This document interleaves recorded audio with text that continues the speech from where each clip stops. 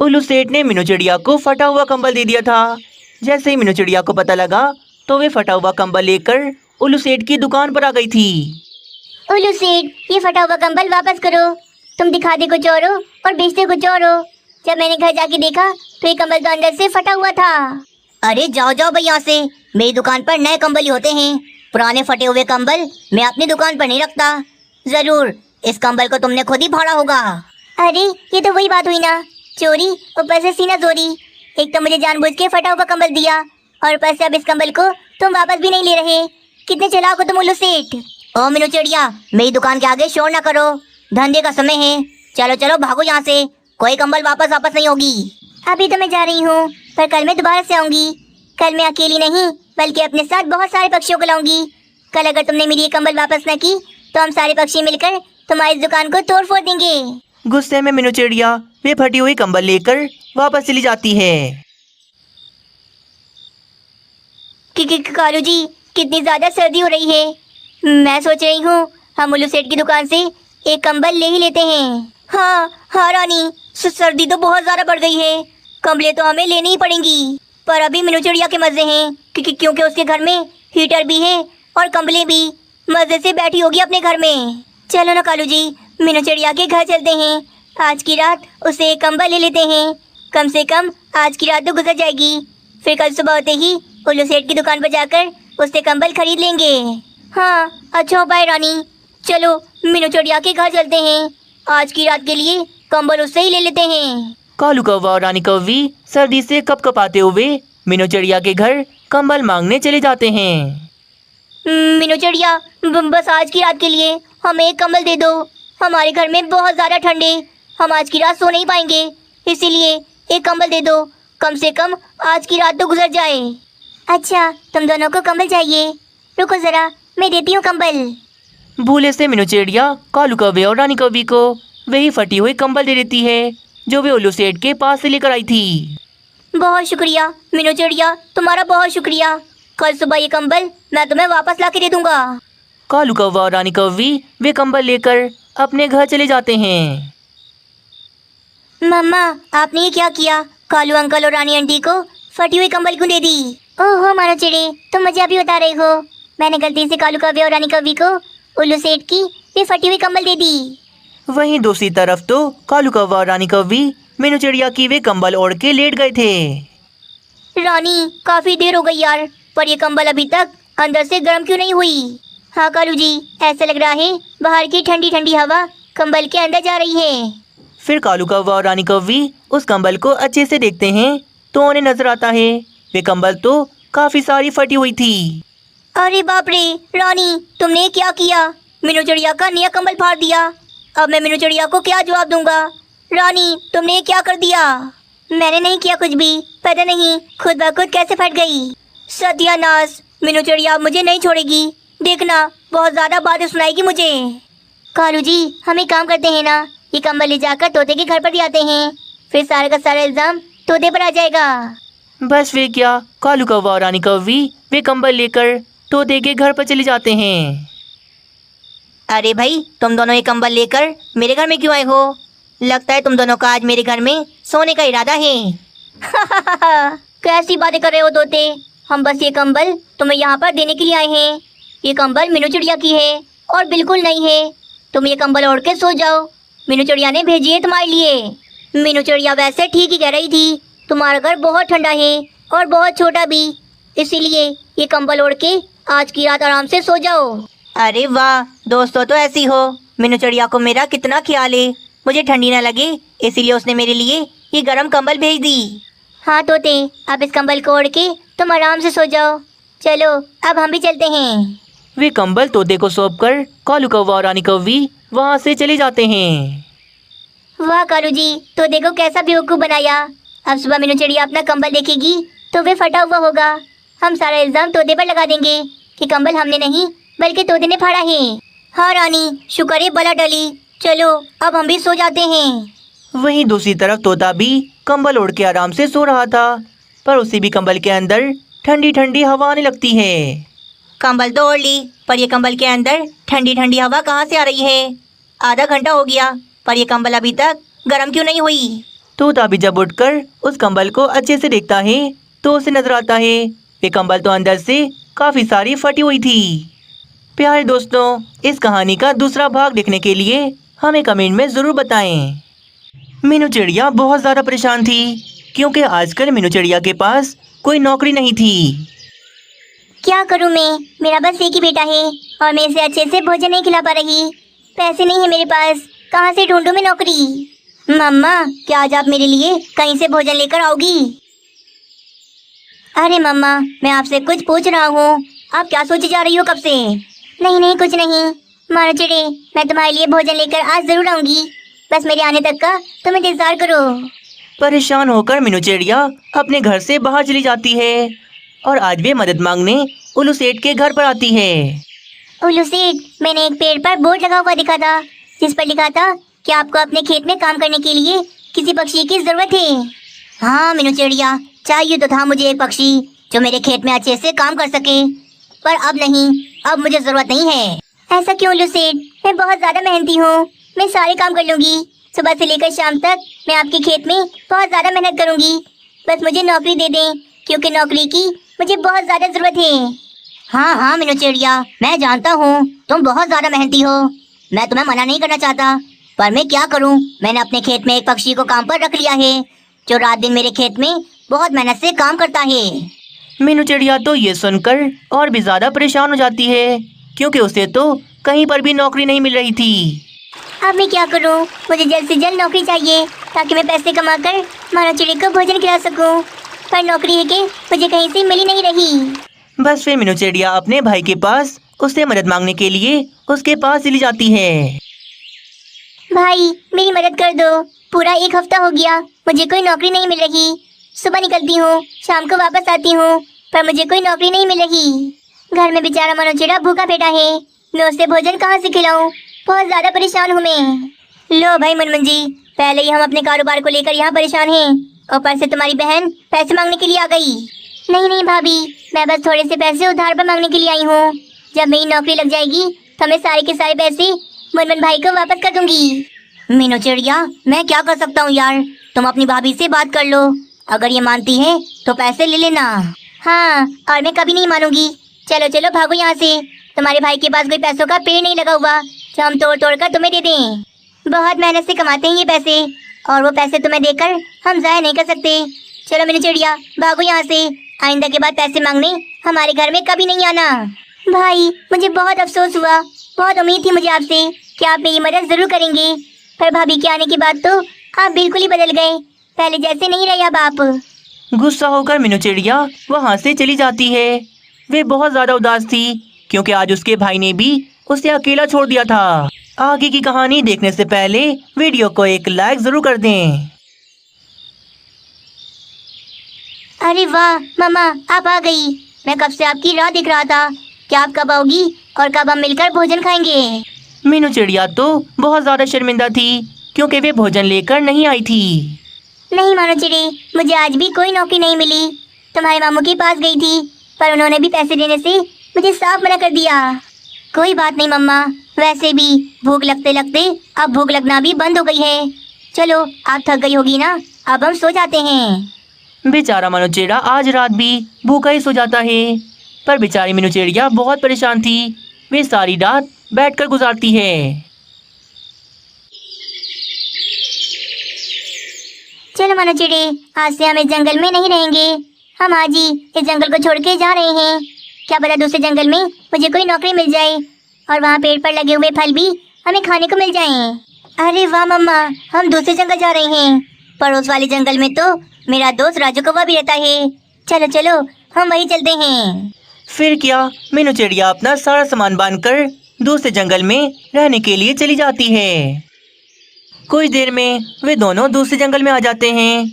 वहाँ पर आते ही उन्हें सेब के बड़े बड़े पेड़ नजर आते हैं। मम्मा, सेब कितने लाल लाल हैं ये सेब, हम जल्दी से ये सेब तोड़कर मजे से खाते हैं। फिर क्या, मीनू चिड़िया और मानो चिड़ा वे सेब तोड़कर मजे से खाते हैं और अपना पेट भरते हैं। मीनू चिड़िया, तुम हमारे जंगल में। चलो अच्छी बात है, तुम यहाँ हमारे जंगल में आ गई। अब तुम्हें यहाँ कोई ना कोई नौकरी तो मिल ही जाएगी। हाँ कालू कौवे, ये जंगल बहुत अच्छा है, हमें यहाँ पर आते ही सेब खाने को मिल गए। पर कालू कौवे, तुम्हें क्या हुआ? तुम इतने ज्यादा परेशान क्यों लग रहे हो? मीनू चिड़िया, यहाँ से नदी बहुत दूर है और वॉशरूम नदी के पास है, इसीलिए मैं जा रहा हूँ। बहुत जोर से वॉशरूम आ रहा है मुझे। मैं मिलता हूँ बाद में। तेजी से उड़ता हुआ कालू कौवा नदी के पास वॉशरूम चला जाता है। ये कालू कौवा बिना हमेशा जल्दी में ही रहता है। मीनू चिड़िया नए जंगल में यहाँ वहाँ घूम रही थी, तभी उसे तोता नजर आता है। वो भी बहुत ज्यादा परेशान लग रहा था। मुझे बाबा के साथ जाना है, जंगल की सैर करनी है मुझे। बाबा, मुझे अपने साथ ले जाओ ना। याद होती, इसे समझाओ ना, मैं नदी के पास वॉशरूम में जा रहा हूँ, अब कैसे साथ लेके जाऊँ? तोते जी, आप जाएं जल्दी से, इसे मैं संभालूंगी। काश करीब में कोई वॉशरूम होता तो हमें इतनी दूर उड़कर नदी के पास ना जाना पड़ता। तोता भी तेजी से उड़ता हुआ चला जाता है। मीनू चिड़िया ये सब देख रही थी। अरे वाह, मिल गया उपाय। इन पक्षियों की समस्या तो अब मैं दूर करूंगी। बस वे क्या, अगले दिन से मीनू चिड़िया अपना काम शुरू कर देती है। वे मोटे मोटे पेड़ की लकड़ियां काटती है और उन लकड़ियों से वे एक गाड़ी बनाती है। जब गाड़ी बनकर तैयार हो जाती है तो वे उसी गाड़ी पर एक छोटा सा कमरा बनाने लग जाती है। पूरा एक दिन गुजर जाता है। मीनू चिड़िया गधा गाड़ी बनाकर उसी के ऊपर पक्षियों के लिए छोटा सा वॉशरूम बना देती है और उसके अंदर वे कमोड रख देती है। मानो चिड़ी, ये है मेरा चलता फिरता वॉशरूम। मैं इस वॉशरूम को लेकर पूरे जंगल में घूमूंगी। जिस पक्षी को भी वॉशरूम जाना होगा वो मुझे पैसे देकर इसके अंदर जा सकता है। अब पक्षियों को ज्यादा दूर उड़कर नदी के पास जाने की कोई जरूरत नहीं। मैंने पक्षियों के लिए चलता फिरता वॉशरूम बना दिया। मीनू चिड़िया बहुत समझदार थी, उसने दिमाग लगाकर बहुत बढ़िया वॉशरूम बना दिया था। आओ आओ पक्षियों, दूर उड़कर नदी के पास जाने से छुटकारा पाओ। मेरे वॉशरूम में जाओ, डस्टबिन देखकर हल्के हो जाओ। इसी तरह मीनू चिड़िया पूरे जंगल में वॉशरूम लेकर घूमती है और आवाजें लगाती रहती है। ये क्या चीज है? मीनू चिड़िया ने घर गाड़ी पर ही वॉशरूम बना दिया। चलो आज इसी वॉशरूम में जाती हूँ। मीनू चिड़िया के वॉशरूम को देखकर बुलबुल, कबूतर, रानी कौवी वहाँ पर आते हैं। अरे वाह मीनू चिड़िया, क्या बढ़िया काम किया तुमने, चलता फिरता वॉशरूम बना दिया। हाँ मीनू चिड़िया, काम तो बढ़िया किया है तुमने। अब हमें ज्यादा दूर उड़कर नदी के पास नहीं जाना पड़ेगा। जब भी वॉशरूम लगेगा तुम्हें रोक कर तुम्हारे वॉशरूम में चले जाएंगे। अरे अरे बातें बंद करो, मुझे अभी बहुत जोर से वॉशरूम आ रहा है, पहले मैं जाऊंगा। पहले कबूतर मीनू चिड़िया के वॉशरूम में जाता है और आराम से हल्का होता है। इसी तरह सब अपने अपने पैसे देकर मीनू चिड़िया के वॉशरूम में जाते हैं और आराम से हल्के होते हैं। भाई वाह, कमाल कर दिया मीनू चिड़िया तुमने तो। हमारे जंगल में आते ही हम पक्षियों के लिए कितनी आसानी कर दी। हमारे लिए चलता फिरता वॉशरूम बना दिया। मीनू चिड़िया सारा दिन वॉशरूम लेकर पूरे जंगल में घूमती और शाम तक वे काफी सारे पैसे भी कमा लेती। मीनू चिड़िया और मानो चिड़िया के दिन बदल गए थे। वे दोनों तो मजे मजे के भोजन खाते थे। आज रानी कौवी का भाई उसके घर पर आया हुआ था। भैया, आज मैं आपको ऐसे जाने नहीं दूंगी। जब भी आते हो मेरे घर पर बिना भोजन खाए जाते हो, पर आज नहीं। आप आराम से बैठो, मैं आपके लिए मजेदार सा भोजन लेके आती हूँ। रानी कौवी पंखा चला देती है और अपने भाई को मजेदार सा भोजन ला के देती है। अरे वाह वाह रानी, तुम्हारा ये पंखा तो बहुत अच्छी हवा दे रहा है। कहाँ से लिया ये पंखा? इसी जंगल में एक दुकान है, वहाँ से लिया है। भाई, अगर आपको चाहिए हो तो बताना, मैं कालू जी से बोल दूंगी, वे आपके लिए भी एक पंखा खरीद लेंगे। हाँ हाँ रानी, मुझे भी चाहिए ऐसा पंखा। आजकल इस गर्मी ने तो परेशान कर रखा है। बताओ रानी, कितने का है ये पंखा, ताकि मैं कालू कौवे को पैसे देकर ये पंखा मंगवा लूँ। 500 रुपये का। 500 रुपये का लिया था ये पंखा। वो आएंगे तो उनसे कह दूंगी कि वे आपके लिए भी बिल्कुल ऐसे ही पंखा लेकर आ जाएं। बस फिर रानी कौवी का भाई वे भोजन खाता है और रानी कौवी को 500 रुपये देकर वे वापस से अपने जंगल चला जाता है। अरे रानी, पंखा चलाओ यार, बाहर बहुत ज्यादा गर्मी है। तुम भी ना, गर्मी के अंदर पंखा कौन बंद रखता है? कालू जी, सारा दिन पंखा चलाओगे तो बहुत ज्यादा बिल आ जाएगा, आप दे नहीं पाओगे, इसीलिए बस मैं पंखा बंद कर देती हूँ। हाँ हाँ भाई, पर अभी तो चलाओ ना पंखा, मैं यहाँ गर्मी में मर रहा हूँ। रानी कौवी फिर पंखा चला देती है और लाकर कालू कौवे को वे ठंडा पानी पिलाती है। वाह वाह रानी, क्या पंखा है हमारा। जब से लिया है रात दिन का सुकून हो गया है। हमारे घर में तो गर्मी का पता ही नहीं चलता। हाँ ये बात तो है। पता है कालू जी, आज मेरे भैया आए थे। जब उन्होंने ये पंखा देखा तो वो भी इसकी बहुत तारीफें करने लगे। मुझे पैसे भी देकर गए, कह रहे थे कि आपसे कहकर मैं उनके लिए भी बिल्कुल ऐसे ही पंखा मंगवा लूँ। अच्छा, तुम्हारे भाई को भी ऐसे ही पंखा चाहिए। पर रानी, तुम्हारे भाई ने पंखा लाने के लिए कितने पैसे दिए तुम्हें? 500 रुपये दे गए हैं। आप भी तो इतने का ही लाए थे, इसीलिए मैंने उनसे भी 500 रुपये ले लिए।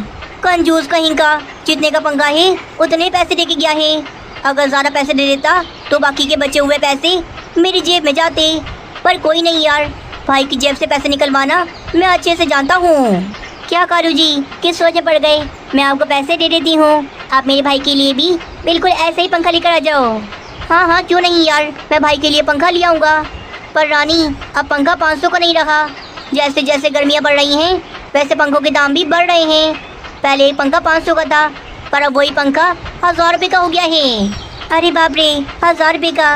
पर भाई तो मुझे सिर्फ 500 रुपये दे के गए हैं। कोई बात नहीं रानी, मैं पंखा ले आता हूँ। जब भाई पंखा लेने के लिए आएंगे तो हम उनसे 500 रुपये और ले लेंगे। बस फिर क्या था, अगले दिन कालू कौवा 500 रुपये का ही नया पंखा खरीद कर ले आता है। तुम्हारा बहुत शुक्रिया कालू कौवे कि तुम मेरे लिए ये पंखा लेकर आए।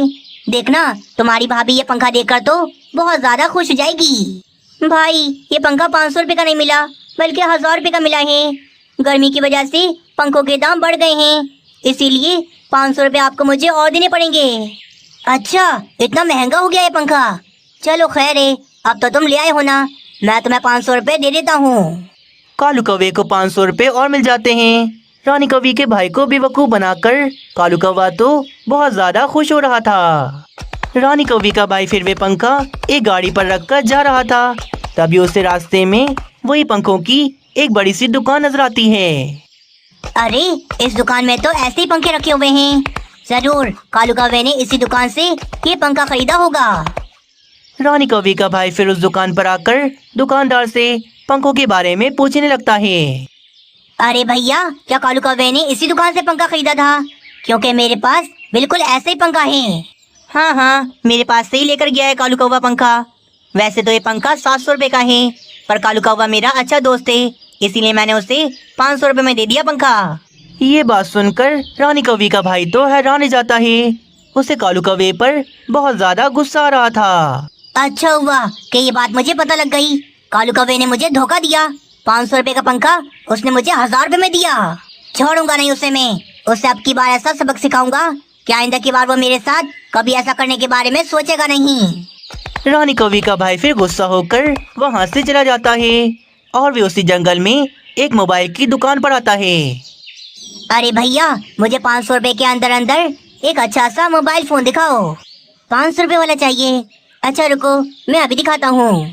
कबूतर फिर 500 रुपये के अंदर वाला एक मोबाइल फोन दिखाता है।